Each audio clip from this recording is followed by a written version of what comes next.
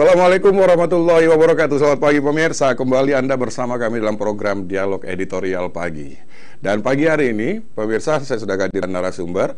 Saya akan perkenalkan dulu, kita kehadiran Bapak Afandi STMPD. Beliau adalah Ketua PW Pemuda Muhammadiyah Kaltara. Assalamualaikum, selamat pagi. Waalaikumsalam warahmatullahi.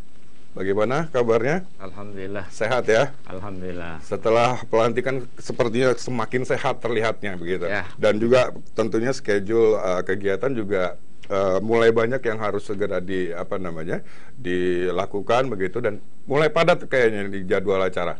Ya, beberapa hari ini memang ada undangan yang harus kita hadiri, ya, baik itu kegiatan kepemudaan maupun kegiatan internal perserikatan. Baik. Saya menyapanya Bung Afandi aja nih. Siap. Bung Afandi ini kalau kita lihat ini kemarin pelantikan itu untuk Ketua PW Pemuda Muhammadiyah, periodenya ini 2018-2022. Kenapa baru ada pelantikan beberapa waktu lalu ini? Mungkin bisa diceritakan dulu. Ya, jadi memang proses perjalanan Pemuda Muhammadiyah Kalimantan Utara ini kan memang cukup dinamis ya. Periodisasi kita 2018-2020 ini mengikuti periodisasi Muktamar 2018-2022. Ya. Kalimantan Utara ini baru bisa melaksanakan musyawarah wilayah di tahun 2020 kemarin. 2020 ini ya.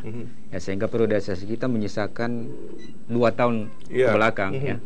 Ini kenapa bisa terjadi? Karena ya memang seperti yang saya sampaikan tadi, bahwa ada dinamika yang terjadi di internal kita.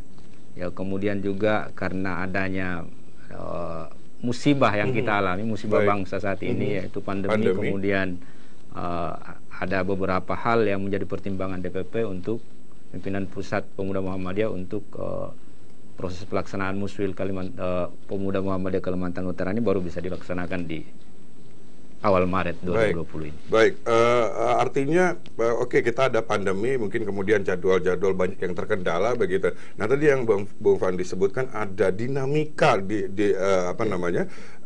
organisasi ini. Ini dinamika yang seperti apa? Apakah memang terjadi naik turun jabatan, atau ada struktur organisasi yang disegarkan begitu, atau seperti apa? Jadi yang pertama saya mau menyampaikan bahwa usia Pemuda Muhammadiyah Kalimantan Utara ini baru hari ini, tahun ini memasuki usia yang kelima. Kelima tahun ya. Khusus untuk pimpinan wilayah Pemuda Muhammadiyah. Ya. Kita tahu terbentuknya Provinsi Kalimantan Utara ini kan di tahun 2012 kalau tidak salah. Nah, kemudian karena ini tuntutan organisasi, kemudian juga kita harus menyesuaikan dengan terbentuknya Provinsi Kalimantan Utara. Kita baru bisa terbentuk itu pada tahun 2015 kalau tidak salah ya, 2015 ya.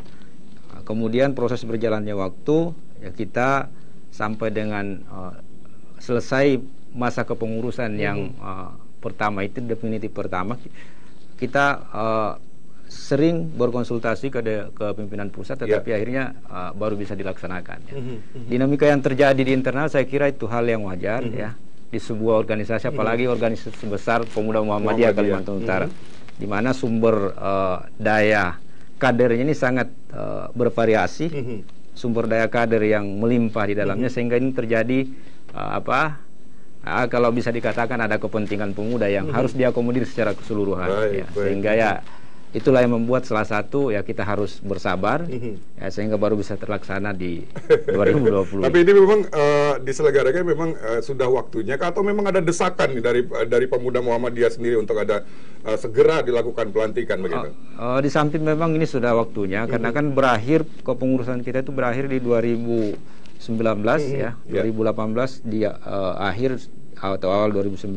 Tetapi karena ya itu tadi ada dinamika sedikit ya di DPP juga terjadi demikian, sehingga ya molor sampai di 2020 ini. Tapi nggak ada ribut-ribut ya, aman semuanya, kondusif insya Allah. Ya kalau ribut kan biasa lah pemuda itu. Yang penting untuk menyamakan persepsi. Intinya ya di Pemuda Muhammadiyah itu biasa kalau ribut-ribut, tetapi pada akhirnya nanti satu tujuan yang sama, bagaimana berkontribusi Pemuda Muhammadiyah ini berkontribusi untuk memberikan hal yang positif baik pada perserikatan maupun pembangunan Kalimantan Utara secara keseluruhan. Baik, Bung Fandi dan juga pemirsa, kami akan tegaskan lagi untuk tema kita pagi hari ini adalah meneguhkan solidaritas, menebar kebaikan, mencerahkan Kaltara, pemuda Muhammadiyah dan juga tren global. Di luas sekali maknanya, dan artinya setelah akhirnya Ketua PW Pemuda Muhammadiyah Kaltara akhirnya resmi dan disandang oleh Bung Fandi, ini artinya juga Bung Fandi mulai harus melakukan koordinasi secara ketat ke wilayah Kaltara begitu. Ya, artinya ini bukan pekerjaan mudah, sekali lagi kita ada musibah pandemi begitu. Nah, ini yang harus dilakukan dengan penuh strategi. Apa yang kira-kira dilakukan Bung Fandi progresnya untuk sementara ini? Ya, alhamdulillah muswil yang kita lakukan kemarin juga menghasilkan beberapa rekomendasi, baik itu rekomendasi internal maupun rekomendasi secara eksternal. Untuk internal, kita secara khusus akan bagaimana membangun jaringan di seluruh wilayah Kalimantan Utara. Ini juga sesuai dengan pesan dari Ketua Umum kemarin pada saat pelantikan, bahwa panji-panji kebesaran pemuda Muhammadiyah ini harus sampai ke seluruh pelosok di Kalimantan Utara. Dan alhamdulillah saat ini kita sudah konsolidasi secara internal, sudah bersurat ke teman-teman di pimpinan daerah pemuda Muhammadiyah se-Kalimantan Utara. Ya. Alhamdulillah saat ini sudah ada beberapa yang berencana ingin melaksanakan musyawarah daerah, dan kita menunggu secara umum juknis yang akan kita buat dalam rangka untuk mensukseskan musda-musda di daerah-daerah yang ada.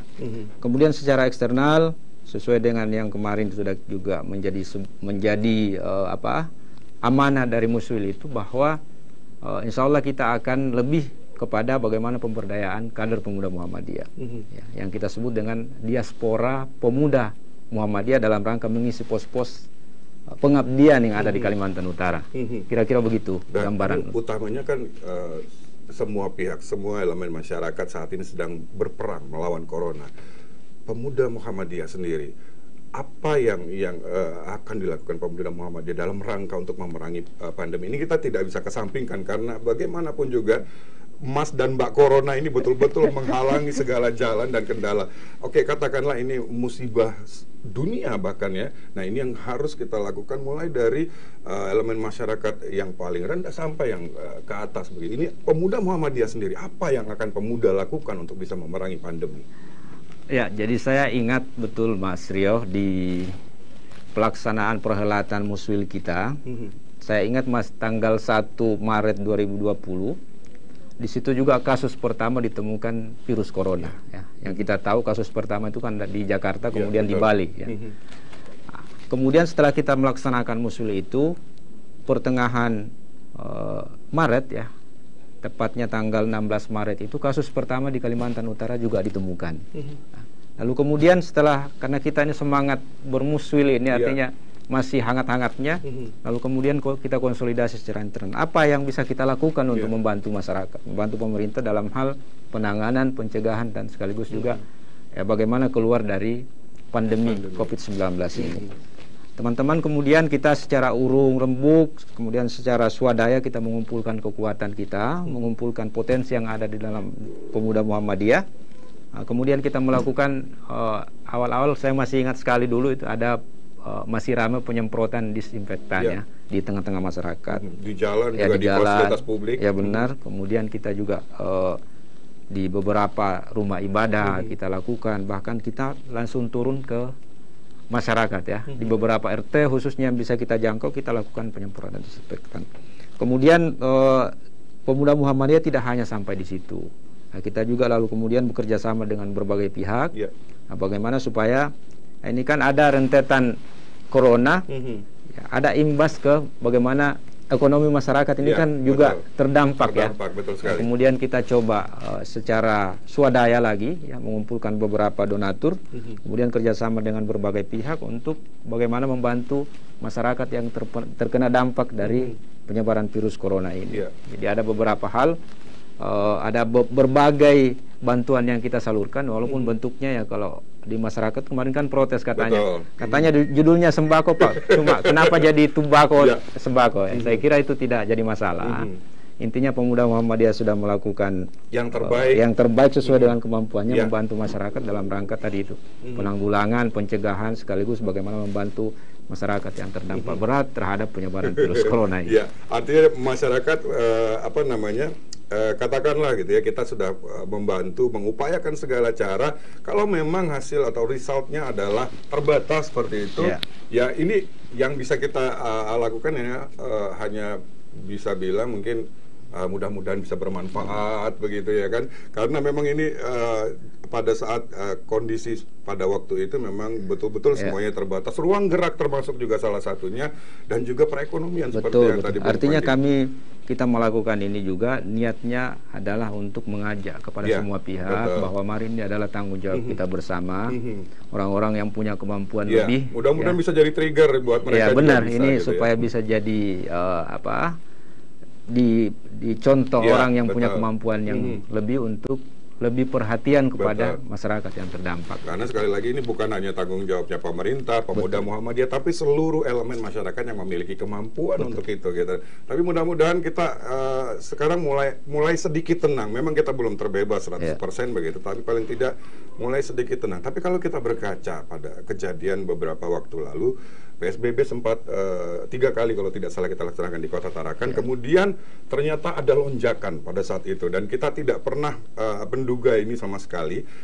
Yang kita khawatirkan adalah kondisi itu bisa terjadi kembali. Nah, kira-kira Bung Fandi, apalagi langkah strategis yang akan mungkin Anda lakukan bersama teman-teman dari pemuda Muhammadiyah? Apakah sosialisasi gencar lagi kembali atau seperti apa, Bung?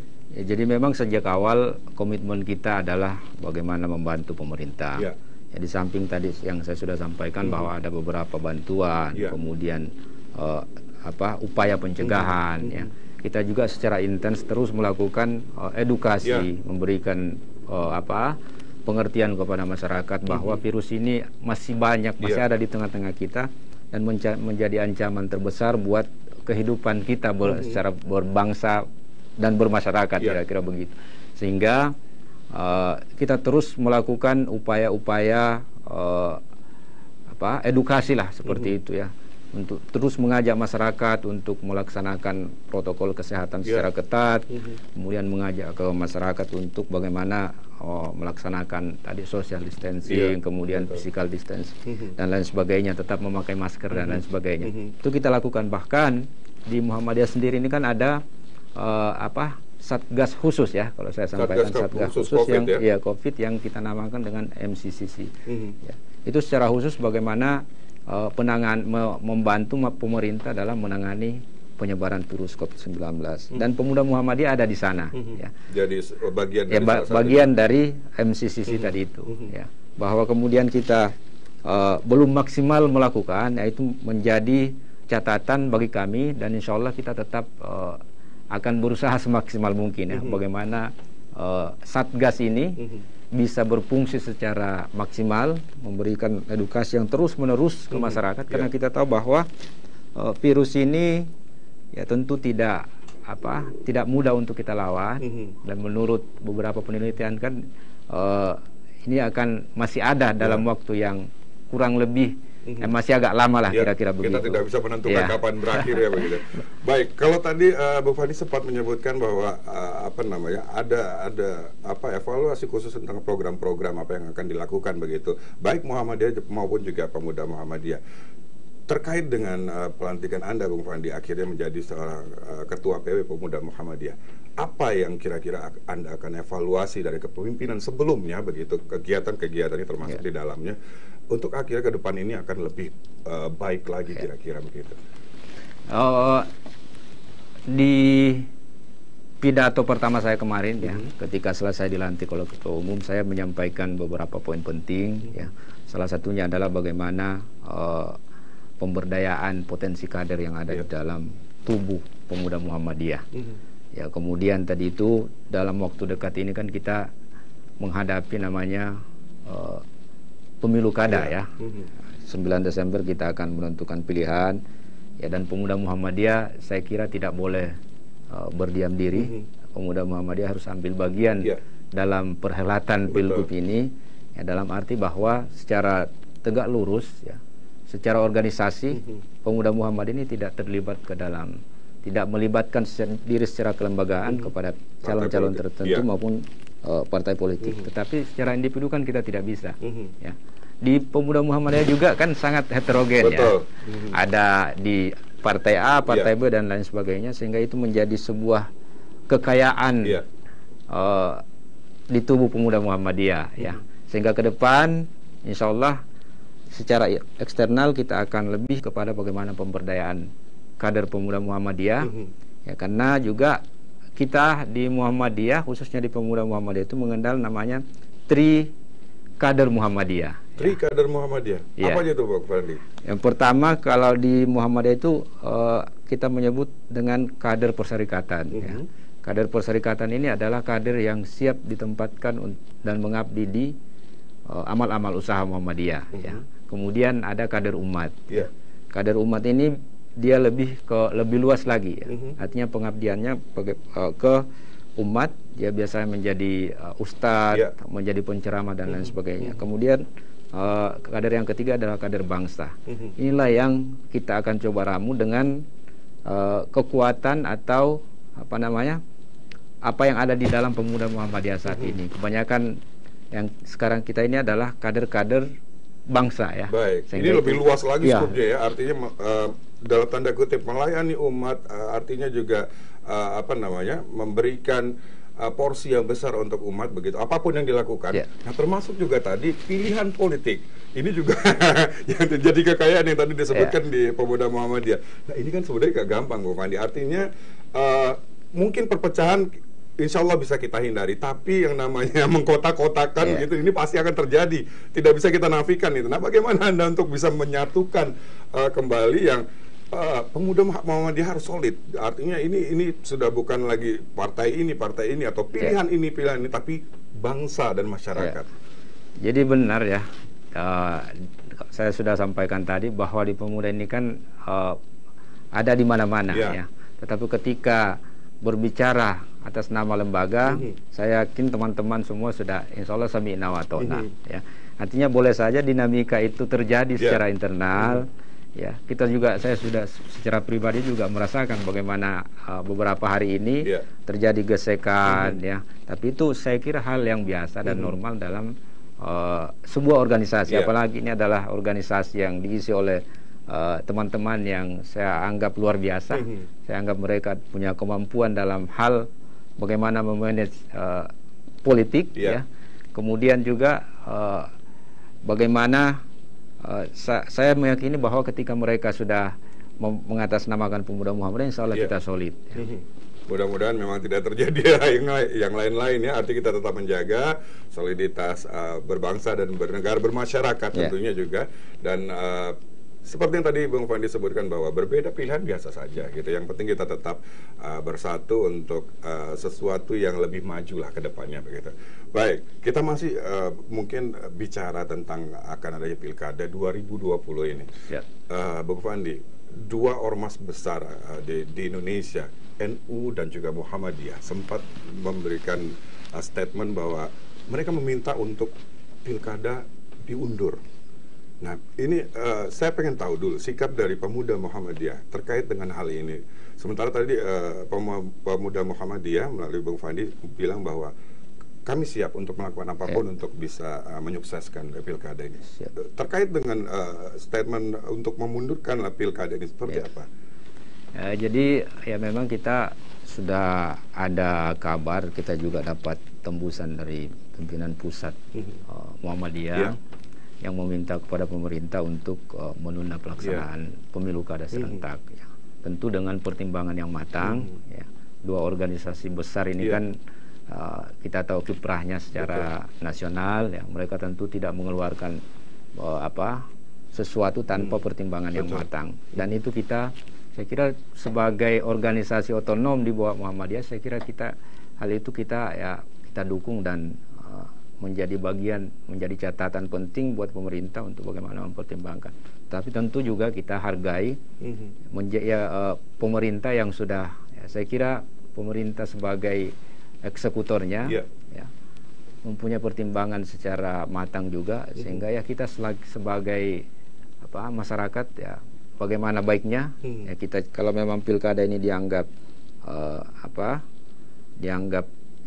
sudah waktunya dan harus dilaksanakan ya Pemuda Muhammadiyah siap untuk mensukseskan. Tetapi kalaupun memang pertimbangan dari kedua ormas ini dan beberapa, saya kira bukan hanya dua ormas ini yang menghimbau kepada pemerintah untuk menunda, tetapi banyak ormas lain yang saya kira juga dengan pertimbangan yang sama ya, dengan melihat kondisi secara nasional saat ini terjadinya resesi ekonomi dan lain sebagainya, itu menjadi sebuah pertimbangan bagi mereka untuk mengeluarkan pendapat itu. Ya. Tetapi sekali lagi eksekutornya kan pemerintah. Ya. Mereka punya pertimbangan juga yang matang, sehingga kita di Pemuda Muhammadiyah siap saja. Artinya kalau memang itu tetap dilaksanakan, kita siap mensukseskan. Kalaupun memang ditunda, itu lebih baik menurut pemerintah, ya kita ya alhamdulillah. Baik, apabila memang kita tetap akan menjalankan pilkada ke depannya, apa peran nyata dari Pemuda Muhammadiyah sendiri untuk bisa menyukseskan pesta besar ini? Ya, jadi kemarin kita di pelantikan kita rangkaikan acara dengan orasi kebangsaan. Ya. Alhamdulillah kita bisa menghadirkan 3 pasangan calon. Meskipun minus Bapak Zainal Pali, Bang, kalau tidak salah. Kebetulan beliau diwakili oleh timnya, Bang Ibnu Saud ya. Tetapi pesannya alhamdulillah sampai. Ya, dan itu juga kita sampaikan secara luas, secara live kita share dan publish ya ke masyarakat. Ya, artinya kehadiran mereka ini kan sebagai bukti bahwa Pemuda Muhammadiyah ingin ya bagaimana pemilu kada khususnya di Kalimantan Utara ini bisa berjalan dengan baik, lancar dan damai ya. Kehadiran mereka saya kira menunjukkan bahwa ketiga calon pasangan ini punya komitmen yang sama, punya punya keinginan yang sama bagaimana pemilu kada ini bisa berjalan dengan baik ya. Karena harapan kita tadi itu saya sampaikan ke setiap calon kemarin yang hadir bahwa saya yakin dan percaya di tangan mereka inilah Kaltara akan lebih maju. Di tangan mereka inilah kita menyambut pemilu yang berintegritas, kita menyambut pemilu yang aman, damai ya, karena dengan ketokohan mereka itulah yang akan membawa pemilu ini ya lebih sesuai dengan apa yang kita harapkan. Baik. Kalau tadi kita kaitkan lagi dengan begitu kayanya perbedaan di dalam tubuh Pemuda Muhammadiyah sendiri, termasuk juga pilihan politik begitu. Nah, Bung Fandi, kalau kita simpulkan begitu bahwa generasi milenial termasuk Pemuda Muhammadiyah di dalam ini kan kekuatan besar sebenarnya. Apalagi kalau kita kaitkan dengan pilkada serentak ini luar biasa. Mungkin ini juga bisa jadi lumbung begitu ya, lumbung suara. Ada instruksi nggak atau ada bisik-bisik begitu dari calon-calon dengan Anda tentunya sebagai ketua Pemuda Muhammadiyah Kaltara? Ya, saya kira kita buka-bukaan ya. Saya kira semua calon itu menginginkan kemenangan ya. Dan saya yakin juga termasuk Mas Rio mungkin pasti sudah dibisiki ya, diajak ya. Saya kira itu hal yang wajar ya. Saya juga ya dapat bisikan bukan hanya 1-2 orang ya, tapi semua calon itu ya bagaimana mereka meminta simpati kepada kita ya. Betul. Tapi saya tegaskan sekali lagi bahwa secara kelembagaan Pemuda Muhammadiyah tegak lurus ya. Pemuda Muhammadiyah dia adalah murni organisasi dakwah gerakan amar ma'ruf nahi mungkar, tidak terafiliasi dengan kepentingan politik manapun, tidak ingin terjebak ke dalam politik praktis ya. Karena kita tadi itu di Muhammadiyah itu kita kenal namanya high politik ya.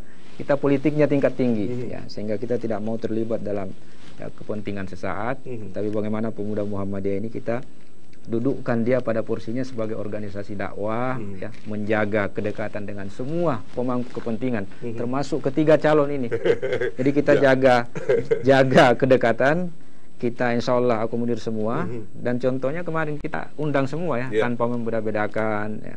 kita undang semua pasangan calon, kemudian kita beri porsi yang sama. Ya. Termasuk porsi bisik-bisiknya? Porsi bisik-bisiknya juga lah. Saya yakin ini juga tidak sekali dua kali dilakukan.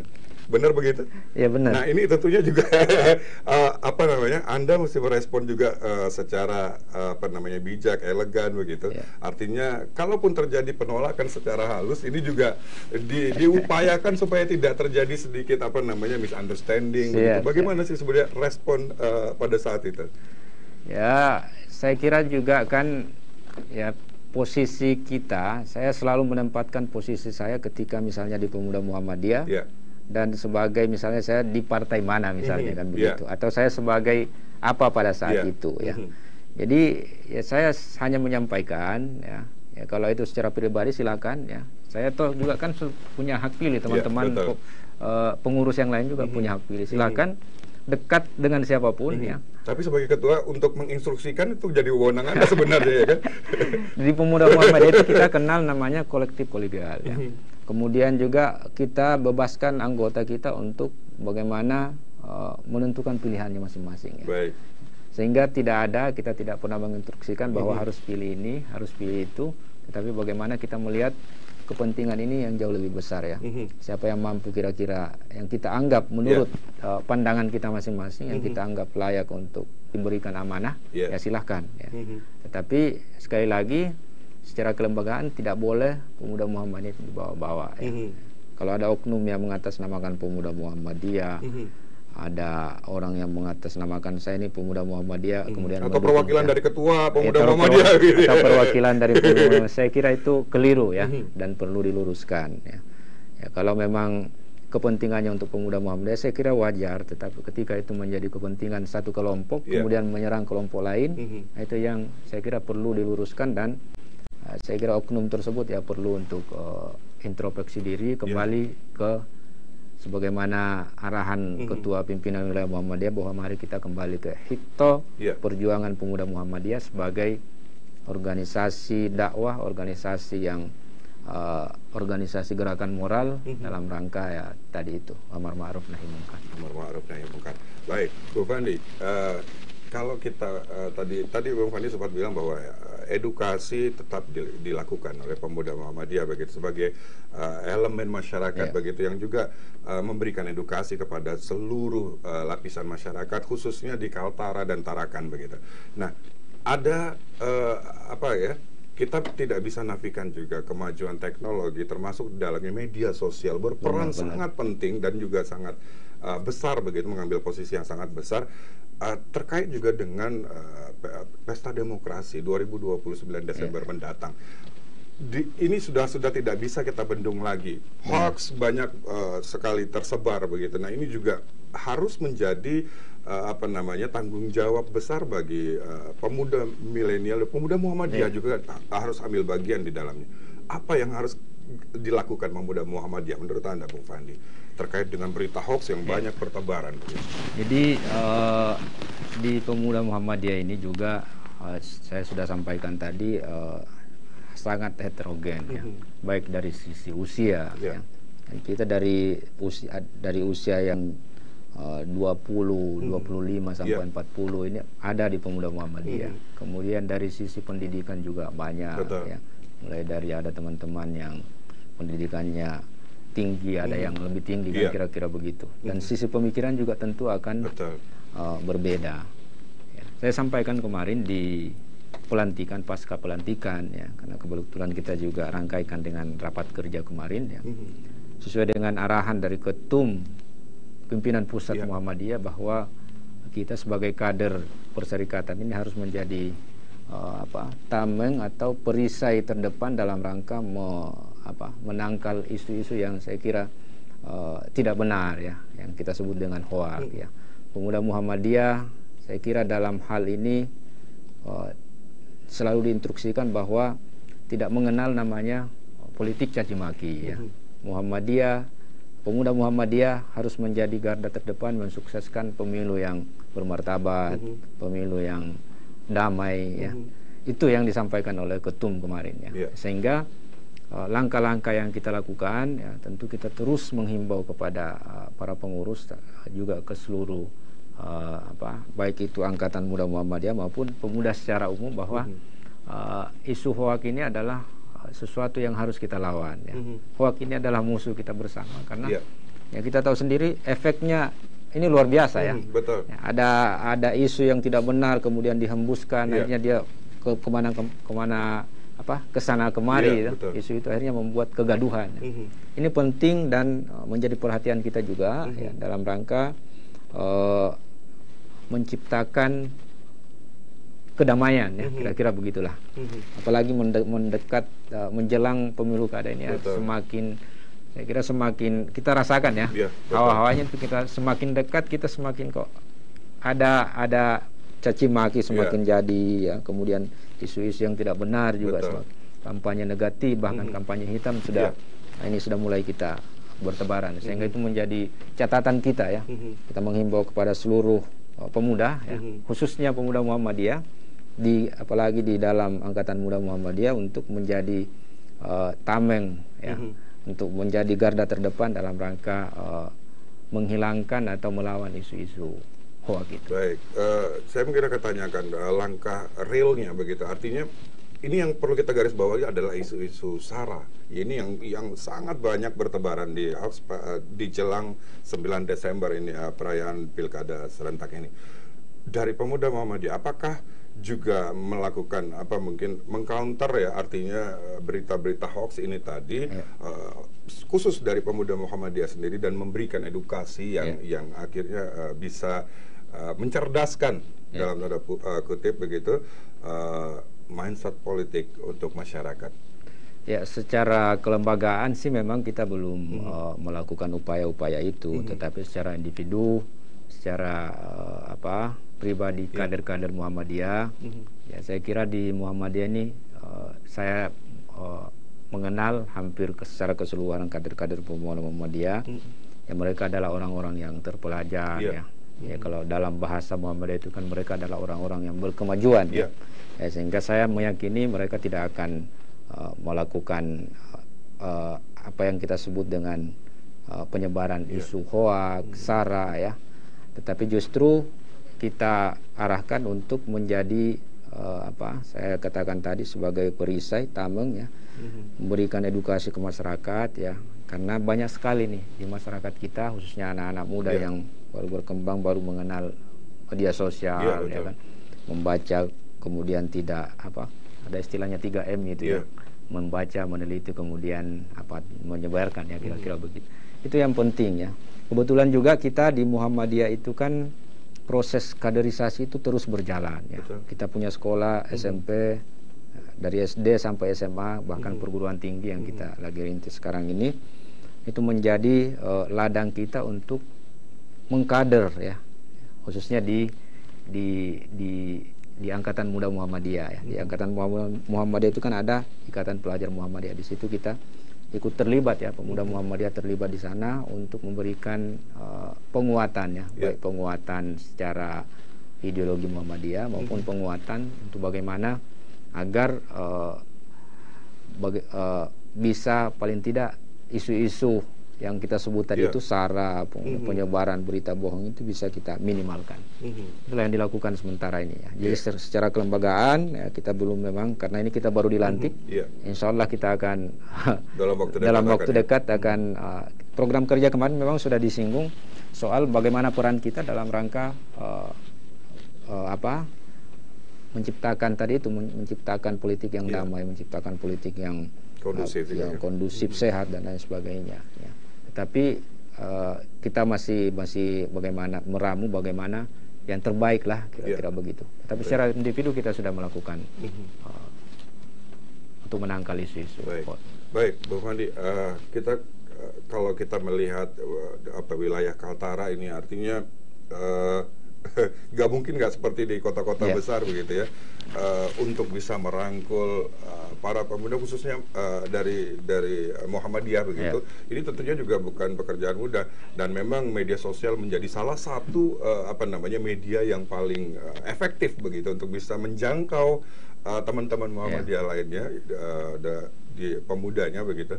Nah ini artinya juga termasuk mindset mereka juga kita harus satukan visi dan misi dari pemuda Muhammadiyah juga harus mereka dapatkan begitu. Nah sejauh ini Bang Fandi, peran dari media sosial untuk pemuda Muhammadiyah sendiri begitu, seefektif apa gitu, dan kendala apa sih yang didapatkan di lapangan begitu?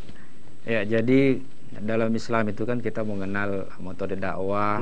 Ya, yang pertama adalah dakwah bil hal, ya, metode dakwah langsung yang kita sampaikan. Kemudian juga dakwah bil lisan, melalui tulisan-tulisan. Ya. Saya kira ini untuk bil lisannya kan kita saat ini memang lebih efektif menggunakan media sosial. Jadi memang di pemuda Muhammadiyah secara umum di Muhammadiyahnya media sosial menjadi sesuatu yang sangat penting sebagai media dakwah kita untuk memberikan informasi, menyampaikan dakwah ke masyarakat, dan kita cukup terbantu ya. Kita juga terus melakukan di pemuda Muhammadiyah sendiri punya beberapa media sosial yang bisa diakses oleh masyarakat ya. Baik itu media sosial yang sifatnya ya Facebook ya, kemudian ada yang lain-lain itu kan. Kita juga kegiatan-kegiatan kita juga bisa diakses di sana ya. Sehingga media sosial menjadi sangat penting ya dalam rangka menciptakan masyarakat yang madani di kondisi saat ini. Sekarang juga kan kita kegiatan-kegiatan kita lebih banyak kita lakukan secara daring, ya kan, kegiatan-kegiatan pertemuan kita ya. Kalaupun memang bisa secara langsung itu kan sifatnya terbatas ya, sehingga media sosial ini menjadi sesuatu yang penting dan kita tidak boleh ketinggalan di sana ya. Artinya pemuda Muhammadiyah ini kan juga tadi saya sampaikan berkemajuan, berwawasan ya.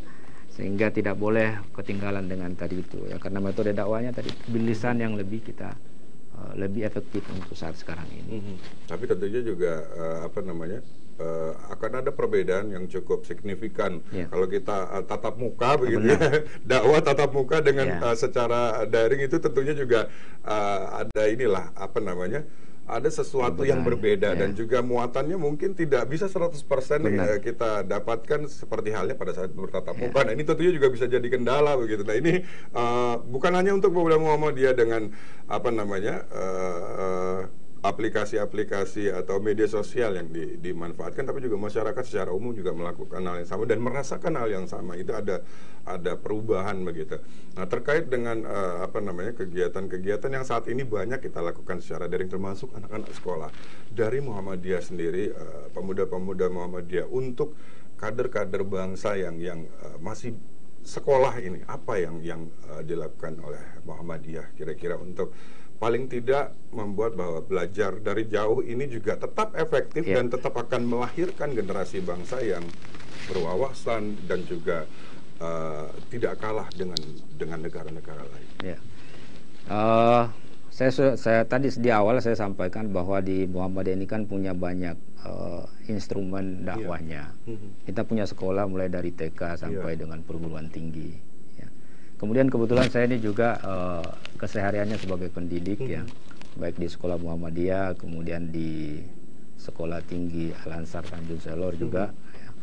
Alhamdulillah kita secara pelajaran kita lakukan juga secara daring ya. Jadi tepat banget nih pertanyaan saya ini untuk seorang ustadz juga nih. Jadi walaupun memang sifatnya hanya melalui aplikasi tanpa tatap muka, tetapi pertemuan itu saya kira juga pertemuan langsung ya, kita juga bisa lakukan setelah melakukan ya, karena kan kadang-kadang melalui media sosial ini, baik itu misalnya aplikasi Zoom ya, kemudian melalui WA dan lain sebagainya, ini kan kadang-kadang persepsinya menangkap maksud dari penyampai itu juga agak berbeda ya. Betul. Tidak bisa 100% ya, itu tidak bisa 100% sehingga memang perlu inovasi dari kita, metode ya, khususnya para pendidik ya.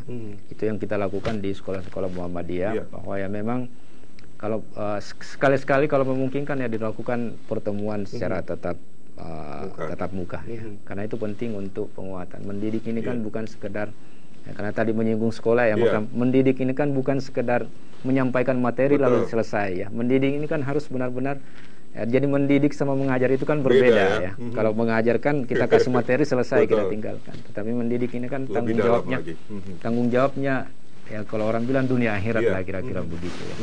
Sehingga pertemuan tatap muka itu penting ya, paling tidak ya silaturahmi dengan orang tuanya, silaturahmi ke rumahnya dan lain sebagainya. Itu yang kita lakukan dan kita himbau kepada seluruh pemangku kepentingan khususnya dalam dunia pendidikan, karena anak-anak kita ini kan rentan dengan sekarang ini mereka di rumah itu kan bosan ya, bosan, kemudian tidak ada kegiatan yang bisa dilakukan ya paling main game apa segala macam ya. Ini karena di rumah kita sendiri kan juga begitu. Saya pikir saya aja yang ngalamin hal yang sama, tapi ternyata juga seorang pendidik juga mempunyai keluarga begitu ya, mengalami hal yang sama juga. Benar. Nah ini yang sebenarnya juga jadi dilematik gitu ya. Artinya sebenarnya memang gadget ini mengandung manfaat yang begitu banyak, tapi juga mudaratnya kita tidak bisa nafikan banyak juga. Nah sementara anak-anak kita dalam kondisi pandemi seperti sekarang ini hampir tidak punya pilihan. Mereka tidak boleh keluar rumah, tidak bisa bermain dengan temannya sebebas kemarin-kemarin sebelum ada pandemi. Gadget adalah menjadi salah satu kawan ya dalam tanda kutip mereka yang mungkin lebih banyak intens mereka lakukan begitu. Nah ini yang juga sedikit mengkhawatirkan karena kita tidak bisa memantau mereka 24 jam. Apalagi untuk bapak ibu orang tua yang punya aktivitas di luar rumah, ini juga bisa jadi masalah, Bung Pandi. Apa yang ini kacamata Anda sebagai orang tua pendidik begitu ya, apa yang mungkin Anda bisa komentari tentang fenomena seperti ini? Saya kira ya, saya sebagai orang tua ini kan juga kita merasakan hal yang sama ya, tentu berat ya, yang awalnya tidak pernah jadi guru ya, kemudian tiba-tiba jadi guru. Kan kita juga melihat banyak ibu-ibu yang mengeluh ya. Akhirnya yang menjadi sasaran adalah anak-anak didik kita ya, sehingga ini perlu kesadaran bersama, baik itu orang tua, guru ya, maupun pihak lain ya, termasuk pemerintah, pemerhati dan pelaku pendidikan yang lain ya, supaya ini menjadi ada satu terobosan yang perlu kita ambil ya. Ya kira-kira mungkin ya kalau sekarang ya dengan daring itu apa yang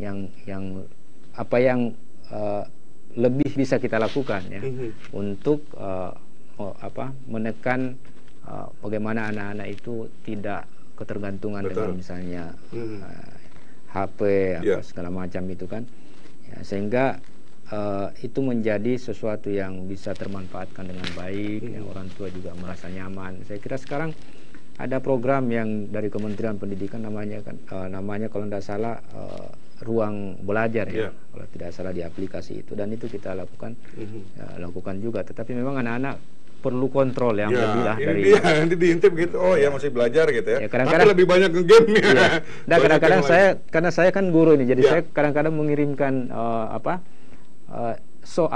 tugas ke mereka itu dikumpulnya setelah seminggu segala macam. Dan itu kita maklumi karena saya juga di satu sisi kan guru ya. Kemudian di sisi lain saya juga orang tua, kadang-kadang kalau tugas itu terlalu banyak masuk, yang mana mau diselesaikan ini kan sebagai orang tua aja kita, sehingga saya menghimbau harus ada antara guru dan orang tua di rumah ini harus ada komunikasi yang baik sehingga sama-sama nyaman lah kira-kira begitu ya. Ya walaupun belajarnya di rumah ya, proses itu tidak boleh kita, karena ini sudah menjadi kewajiban anak-anak kita ya, kita komunikasi dengan baik bagaimana supaya nyaman, anak-anak bisa juga belajar ya, maksimal belajar di rumah. Kemudian guru juga nyaman, orang tua di rumah juga nyaman. Tapi mudah-mudahan saya menyebutnya ini cobaan begitu ya. Ya kita berharap sih ini segera berakhir. Segera berlalu ya, betul sekali. Dan mudah-mudahan ini juga ada berkah yang artinya kita tidak pernah tahu ya apa sebenarnya maksud Sang Pencipta begitu menciptakan hal seperti ini. Tapi kita yakin bahwa akan ada sesuatu yang baik di balik cobaan yang diberikan kepada kita semua, dan mudah-mudahan ini bisa menjadi sesuatu yang jadi kekuatan justru di kedepannya. Mudah-mudahan, dan ini kita harapkan bersama pandemi bisa cepat berlalu. Bu Fandi, terakhir apa yang akan Anda sampaikan kepada masyarakat Kaltara, Tarakan khususnya, saat ini Anda sudah menjadi Ketua PW Pemuda Muhammadiyah Kaltara. Apa yang Anda akan lakukan demi kemajuan Kaltara? Silakan. Baik, pemirsa Tarakan TV yang saya banggakan dan saya hormati, di depan kita ada sebentar lagi kita akan melaksanakan pesta demokrasi. Ya. Tentu sebagai masyarakat yang mempunyai hak pilih, ya, masyarakat yang mencintai Kalimantan Utara ini, mari kita jaga kondusivitas Kalimantan Utara ini. Ya. Mari kita menjadi pemilih yang cerdas, pemilih yang berintegritas, yang mampu melahirkan pemimpin-pemimpin yang saya kira kita dambakan semua untuk bisa membawa Kalimantan Utara ini jauh lebih baik lah. Ya. Kemudian juga kepada seluruh rekan-rekan, baik itu pemuda, ya, khususnya di Pemuda Muhammadiyah, kita terus gelorakan semangat berkemajuan ini, ya, dalam rangka, ya, khususnya mau tadi saya sampaikan menyambut pemilu kada serentak ini kan kita juga perlu kita perlu ikhtiar politik lah, kira-kira begitu. Ya. Mari kita jaga kedamaian, ya, khususnya di Pemuda Muhammadiyah, jangan justru menjadi penyebar isu yang tidak benar. Ya. Mari kita menjadi perisai daripada kampanye yang saya kira tidak benar, ya. Kita hindari caci maki, ya. Karena sekarang ini kan sudah banyak sekali nih berseliweran di media sosial. Orang sudah tidak melihat ini orang tua atau apa, akhirnya saling serang dan lain sebagainya. Ini yang perlu kita hindari. Ya. Budaya kita kan tidak seperti itu. Budaya kita budaya yang saya kira menghargai yang lebih tua, kemudian mencintai yang lebih muda, sehingga ini harus dijaga. Kemudian yang kedua, masalah saat ini kita juga kan masih dalam berjibaku melawan COVID-19 ini. Ya. Saya menghimbau kepada masyarakat, pada kita semua untuk tetap patuh terhadap kebijakan-kebijakan yang dikeluarkan oleh pemerintah. Ya, saya dengar penyebaran khususnya di Tarakan ini kan juga sampai saat ini belum juga melandai, ya. Artinya ada peningkatan malah, ya. Saya tidak berharap, kita berharap ini tidak berlanjut, ya, sehingga juga dilakukan kalau di Jakarta itu kan rem PSBB kemarin, ya. Kita tidak berharap di Tarakan seperti itu, sehingga diperlukan kesadaran bagi kita semua khususnya masyarakat untuk tetap social distancing, tetap memakai masker, tetap physical distancing dan lain sebagainya, sehingga ini bisa meminimalkan penyebaran itu. Ya. Kemudian yang terakhir adalah dari sisi ekonomi, ya, memang kita saat ini, ya, saya harapkan kepada semua pihak, ya, khususnya pemerintah, untuk bisa memperhatikan masyarakat kita yang terdampak berat terhadap COVID-19 ini, ya, sehingga mereka juga merasa diperhatikan di tengah kesulitan yang ada. Ya.